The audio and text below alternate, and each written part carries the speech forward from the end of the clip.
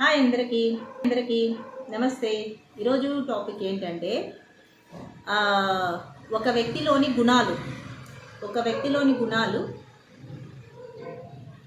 ఎలాంటివి అని ప్రతి ఒక్క వ్యక్తికి అయితే తెలుసు. ఏ వ్యక్తిలో అయినా ఎటువంటి గుణాలు ఉంటాయి. ఆ గుణాలు వాళ్ళకే, ఇప్పుడు ఏ మనిషికైనా సరే, అది నాకైనా కావచ్చు, మీకైనా కావచ్చు, ఎవరికైనా కావచ్చు, మన గుణాలు మనకే కొన్ని సార్లలో కొన్ని విషయాలలో అన్నీ మనకు ఫలితాన్ని, అంటే శుభ ఫలితాన్నే ఇవ్వవు. అలా అనేసని మనకు నచ్చినట్టుగానే నడుచుకోవు. అది ప్రతి ఒక్క వ్యక్తికి తెలుసు. మనల్ని మనమే కొన్నిసార్లు మనకున్న ఆ విచక్షణతని కోల్పోతుంటాం అన్నమాట. అలాగే ఒక కుటుంబంలో ఉన్నవాళ్ళు కొంతమంది ఉంటారు తీసుకుందాం. ఇప్పుడు మా కుటుంబంలో మేము ముగ్గురున్నాం. మా ముగ్గురమే తీసుకుందాం. నాకు నచ్చినట్టే అన్ని విషయాల్లోన, నా మనస్తత్వానికి నచ్చినట్టే, నా మైండ్ సెట్కి నచ్చినట్టే వాళ్ళు ముగ్గురు నడుచుకోరు. ఇంకా ఉన్న ఇద్దరు నడుచుకోరు కదా. ఏదో ఒక సమయంలో వ్యతిరేకతలు వస్తుంటాయి కదా. అప్పుడు మనం వాళ్ళని వాదించమా? మనం వాళ్ళని ఏమి అనమా? అప్పుడు వాళ్ళని వ్యతిరేకించమా? మంచిగా ఉన్నప్పుడు ఎలా చెప్తుంటాము, చెడుగా ఉన్నప్పుడు ఎలా చెప్తుంటాము. సరే, మనమే వాళ్ళకి వ్యతిరేకంగా మాట్లాడామనుకోండి, మన బుద్ధి కరెక్ట్ లేక మనమే వ్యతిరేకంగా మాట్లాడతాం చాలా విషయాలలో. అప్పుడు కొంతమంది వాళ్ళు మనల్ని వ్యతిరేకిస్తారు. అంత మాత్రాన అది వేరే సబ్జెక్ట్కి ముడిపడేసి మమ్మల్ని గొప్పవాళ్ళు అలా అన్నారు, ఇలా అన్నారు. సబ్జెక్ట్ని బట్టి, అంటే మీ మైండ్ మెంటాలిటీని బట్టి ఒక విషయానికి ఒకరిని గౌరవప్రదంగా పొగుడుతారు. విషయాన్ని బట్టి, మాట తీరుని బట్టి, ఒక పరిస్థితిని బట్టి, ఆలోచన విధానాన్ని బట్టి మనిషిని విలువగా గుర్తిస్తారు. అదే వ్యక్తి తన యొక్క ఇంగిత జ్ఞానాన్ని కోల్పోయి మాట్లాడే పరిస్థితి వచ్చింది అనుకోండి, తన స్థితిని తను కోల్పోయి మాట్లాడే పరిస్థితి, అంటే ఎదుటివారి పట్ల ఆలోచన లేకుండా ఇంగిత జ్ఞానం కోల్పోయి మాట్లాడినప్పుడు, అప్పుడు ఆ మనిషిని మనం అదే ప్రశ్నతో పొగుడుతామా? అలాగే అంతవరకు ఎందుకు? మీ ఇంట్లో వాళ్ళని అయితే మీరు పొగుడుతారా? మీ పట్ల ఎలా మాట్లాడినా మీరు పాజిటివ్ రెస్పాండ్ ఇస్తారా? ఇవ్వరు కదా. మరి ఇంకా ఎదుటి వాళ్ళు ఎలా ఇవ్వగలుగుతారు? మనతో జీవితకాలం ఉండే భార్యాభర్తలే వ్యతిరేకించుకుంటారు. మనం కన్నీ పెంచిన బిడ్డలే మనల్ని వ్యతిరేకిస్తారు, ఎదిరిస్తారు. అలాంటిది ఎదుటి వాళ్ళు ఎలా ఇస్తారు?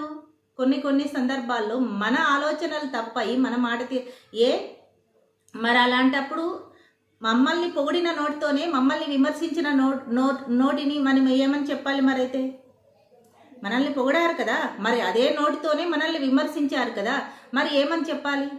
అంటే మనం చేస్తే అది ప్రపంచం ఎవరు చూడట్లేదు, మేము తెలియకుండా, అంటే ఎవ్వరికీ తెలియకుండా మేము సమాధానాలు చెప్తున్నాం కాబట్టి వాళ్ళకి అంత ఆలోచన చేసుకునే ఆ జ్ఞానం లేదనేసి అని అనుకోవడం ఎదుటి వాళ్ళ మూర్ఖత్వం. ఎందుకంటే ఏది మాట్లాడినా దాన్ని గ్రహించగలిగే అంత సమర్థత, అంతటి ఆలోచన శక్తి భగవంతుడు అందరికీ ఇచ్చారు. ఎవరు ఏది మాట్లాడుతున్నా దాని యొక్క అర్థం, పరమార్థం గ్రహించే శక్తిని భగవంతుడు ప్రతి ఒక్కరికి ప్రసాదించాడు.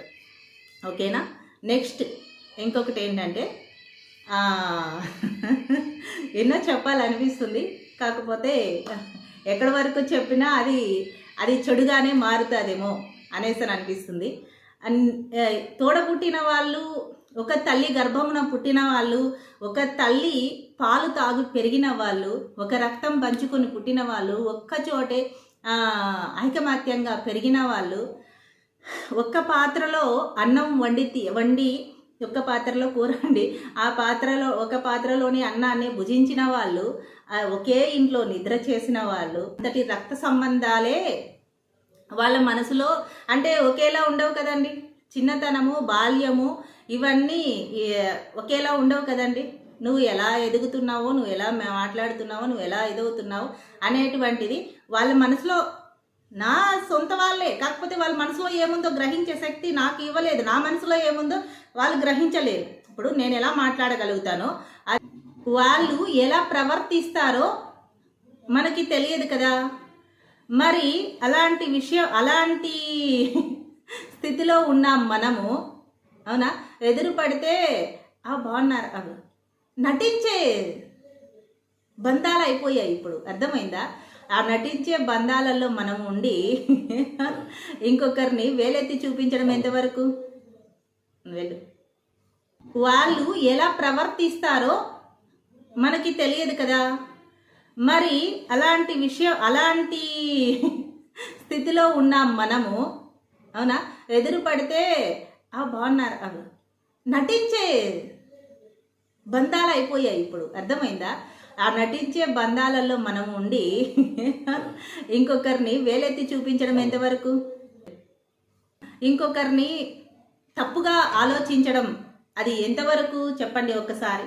తప్పుగా ఆలోచన చేసిన అంటే మేమేదో మంచిగా చెప్పిన విషయాలని వాటిని వ్యతిరేక భావనలతో మాట్లాడే వ్యక్తులైనా సరే ఒకప్పుడు మనం కూడా అంతే గౌరవించాం కదా, తర్వాత మనము అంతే వ్యతిరేకించాం కదా అనేసని అన్నప్పుడు ఎవరికైనా ఫస్ట్ ఆఫ్ ఆల్ ఎవరు వ్యతిరేకించారు, ఎవరి వలన ఎవరు బాధపడ్డారు, ఎవరి మాట తీరు వలన ఎవరి మనసు గాయపడింది, ఇది ఫస్ట్ నుండి మనం గమనించుకున్నట్టయితే దానికి కాస్త ఇంతో అంతో భగవంతుడు జ్ఞానం అనేది ఇచ్చుంటే దాన్ని మనం అర్థం చేసుకోగలుగుతాం. అర్థమైందా?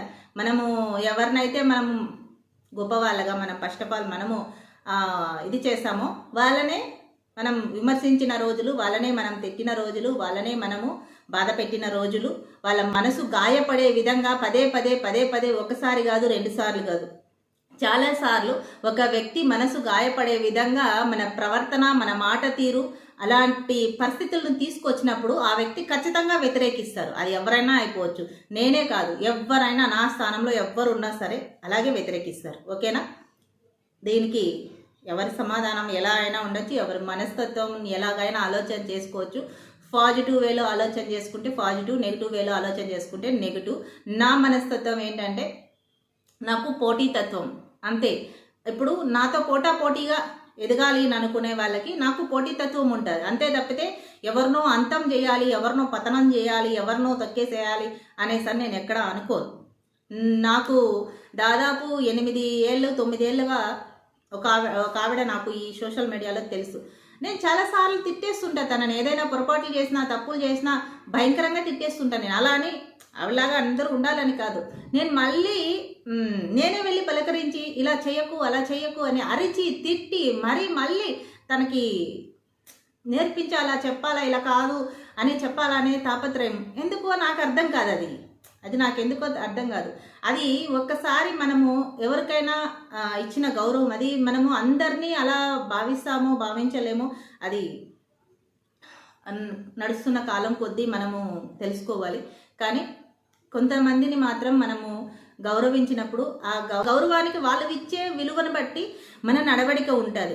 అదే ఆ గౌరవాన్ని వాళ్ళు తక్కువ చూసి చిన్నతనంగా భావించి దాన్ని ఏదో ఒక విధంలో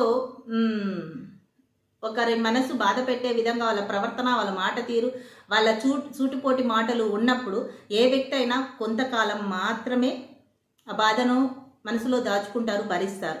తర్వాత ఆ బాధను ఎవరు దాన్ని మనసులో దాచుకోలేనండి. 1 2 ఇప్పుడు ఎవరైనా సరే భగవంతుడు అలాంటి వాడు కొన్ని తప్పులను ఎంచుకుంటాడు. ఇది నేను మామూలుగా చెప్తూ ఉంటాను. ఆ తప్పులు విపరీతం అయిపోయినప్పుడు ఆయన అయినా సరే సహించరు, గట్టిగా దెబ్బ కొడతాడు. అంటే అది ఎలా అంటే ఆ ప్రతిఫలాన్ని అనుభవించే విధంగా కొడతాడు. మరి అలాంటప్పుడు మనం మనసులో మనకు కోపం రాదా చెప్పండి? మనకు కోపం రాదా? పదే ఒక వ్యక్తిని విమర్శిస్తే మరి మనం 1 2 సార్లు చేసినప్పుడే వాళ్ళు తిరగబడి ఉంటే బాగుండేదేమో. ఈ క్వశ్చన్కి ఆన్సర్ నేను అనుకుంటున్నా. అలా కాకుండా వాళ్ళు ఓర్చుకొని చాలా తప్పులు ఓర్చుకొని మాట్లాడింది అది వాళ్ళకి తప్పు అనిపిస్తుంది. ఎందుకంటే వాళ్ళు ఏం మాట్లాడినా మనము వినాలి అనే అభిప్రాయాన్ని అది మాత్రం దయచేసి మీ నుండి తీసేసుకోండి. మనం ఏం మాట్లాడినా మనల్ని గొప్పవాళ్ళలాగానే చూడాలి. ఎదుటి వాళ్ళు ఏది మాట్లాడినా వాళ్ళని మనము చెడు కళ్ళతోనే చూడాలి, చెడు మనస్తత్వంతోనే భావించాలి అనుకునే మీ మనస్తత్వానికి, ఆ విషయానికి మేము చేతులెత్తి నమస్కరిస్తున్నాం. అలాంటి లక్షణాలు ఏమైనా ఉంటే తీసేసుకోండి. అది ఎవరికి మంచిది కాదు. అవునా? బాగుండాలి అనేసి మేము కోరుకుంటాము. ఎవరైనా బాగుండాలి, అనేసి మేము కోరుకుంటాం. అలాగే మీరు బాగుండాలని మేము కోరుకుంటాం. ఓకేనా? Thank you so much. అది తప్పో ఒప్పో మీ ఆలోచనల్లో మీకు ఇంకొకటో నాకైతే తెలియదు. ఓకేనా? Okay, thank you so much అండి. మీ గొప్ప హృదయాలకి, గొప్ప మాటలకు, గొప్ప ఏమంటారు ఆ టెక్నికల్తో మాట్లాడే ఆ ఇండైరెక్ట్ మాటలకి, మీ యొక్క అన్ని తెలివితేటలకి నమస్కారం అండి. Thank you so much. గొప్ప విలువల్ని ఇంకా నేర్చుకుంటున్నాను కూడా. ఇంకా నేర్చుకుంటా, తప్పేం కాదు. నేను ఇంకా నేర్చుకుంటా. నాకు నేర్చుకోవడం అంటే చాలా ఇష్టం. అందులోన జీవిత పాఠాలు నేర్చుకోవడం అంటే ఇంకా ఇష్టం. ఆల్రెడీ చాలా నేర్చుకున్నాను, ఇంకా కూడా నేర్చుకుంటాను. ఓకేనా? థ్యాంక్ యూ సో మచ్ అండి. థ్యాంక్ యూ, ధన్యవాదాలు. అలాగే నా ఛానల్ నచ్చితే, నా వీడియోస్ నచ్చితే ప్లీజ్ సబ్స్క్రైబ్ చేసుకొని మరి సపోర్ట్ చేయండి. మీ అందరికీ ధన్యవాదాలు. Thank you.